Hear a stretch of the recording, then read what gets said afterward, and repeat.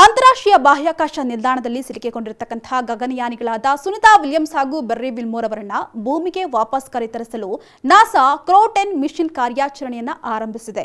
ಹೌದು, ಅಮೆರಿಕದ ಫ್ಲೋರಿಡಾ ರಾಜ್ಯದ ಕೇಪ್ ಕೆನವರಾಲ್ನಲ್ಲಿರತಕ್ಕಂತಹ ಕೆನಡಿ ಬಾಹ್ಯಾಕಾಶ ಕೇಂದ್ರದಿಂದ ನಿನ್ನೆ 7 ಗಂಟೆಯ ಸುಮಾರಿಗೆ ಸ್ಪೇಸ್ ಎಕ್ಸ್ ಫಾಲ್ಕನ್ 9 ರಾಕೆಟ್ ಅನ್ನ ಉಡಾವಣೆ ಮಾಡಿರುವುದು ಯಶಸ್ವಿಯಾಗಿದೆ ಅಂತ ನಾಸಾ ಸ್ಪಷ್ಟಪಡಿಸಿದೆ.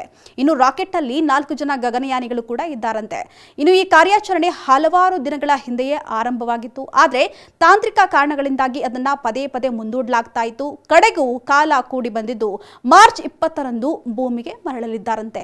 ಇನ್ನು 2024 ಜೂನ್ 5ರಂದು ಬೋಯಿಂಗ್ ಸಂಸ್ಥೆಯ ಸ್ಟಾರ್ಲೈನರ್ ಗಗನ ನೌಕೆಯಲ್ಲಿ ಸುನಿತಾ ಹಾಗೂ ವಿಲ್ಮೋರ್ ಅವರನ್ನ ಐಎಸ್ಗೆ 8 ದಿನಗಳ ಕಾರ್ಯಾಚರಣೆಗೆ ಹೋಗಿದ್ರು. ಆದರೆ ಗಗನ ನೌಕೆಯಲ್ಲಿ ಕಂಡುಬಂದಂತಹ ತಾಂತ್ರಿಕ ದೋಷದಿಂದಾಗಿ ಸಾಧ್ಯವಾಗಿರಲಿಲ್ಲ.